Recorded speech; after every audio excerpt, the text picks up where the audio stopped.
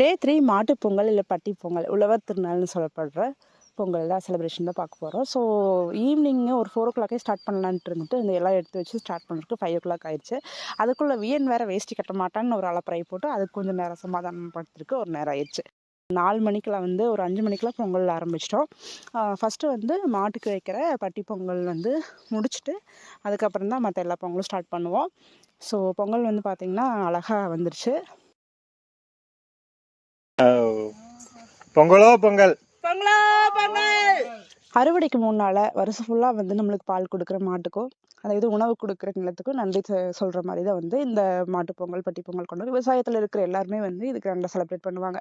மற்ற பொங்கல் விடவே வந்து பட்டி பொங்கல் மாட்டு பொங்கல் தான் வந்து எங்கள் சைட்லலாம் கிராண்டாக செலிப்ரேட் பண்ணுவோம். வியன் வந்து இந்த மணி பார்த்ததும் எடுத்தவன் தான். கடைசியில எல்லாரும் சாமி கும்பிட்டு முடிக்க வரைக்கும் அவனே தான் அடிச்சிட்டு இருந்தான்.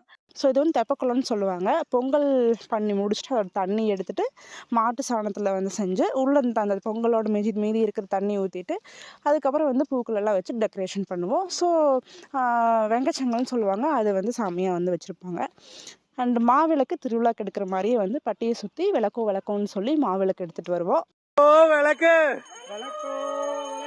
விளக்கோ விளக்கு விளக்கோ விளக்கு விளக்கோ விளக்கு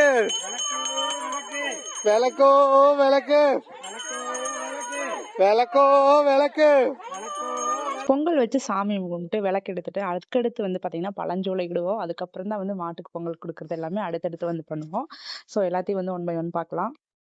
கொஞ்சம் ரிலேட்டிவ்ஸோட எங்கள் தோட்டத்தில் வியனுக்கு ஃபஸ்ட்டு பொங்கல் இது. ஸோ அதனால் வந்து கொஞ்சம் ட்ரெடிஷ்னலாக கிராண்டாக வந்துட்டு ஏற்பாடு பண்ணியிருந்தோம். லாஸ்ட் பொங்கல் வந்து பார்த்திங்கன்னா ஒரு 6 மந்த்தாக இருக்கிறப்போ அம்மா வீட்டில் கொண்டாடணும். அந்த போன டைம் வந்து எங்களுக்கு பொங்கல் இல்லாதனால ஸோ இப்போ வந்து பழஞ்சோலை வந்து போயிட்டுருக்கு. சந்துரு வந்துட்டு பட்டியை சுற்றி பழத்தை வந்து தூக்கி போட்டுட்ருக்காங்க. எல்லோரும் வந்து கேட்ச் பண்ணுவோம். இது வந்து ஒரு மாதிரி ஃபன் ஃபீல்டு ஆக்டிவிட்டியாக இருக்கும். விளக்கெடுத்து முடிச்சதுமே வந்து இது பண்ணுவோம். ஸோ அதுக்கப்புறம் எல்லாம் ஷேர் பண்ணி பழத்தை சாப்பிட்டுட்டு அதுக்கப்புறம் மாட்டுக்கு பொங்கல் கொடுக்கறதுக்கு முன்னால் ஒரு ட்ரெடிஷன். ஸோ இது வந்து என்னன்ட்டு அடுத்த வீடியோவில் பார்க்கலாம்.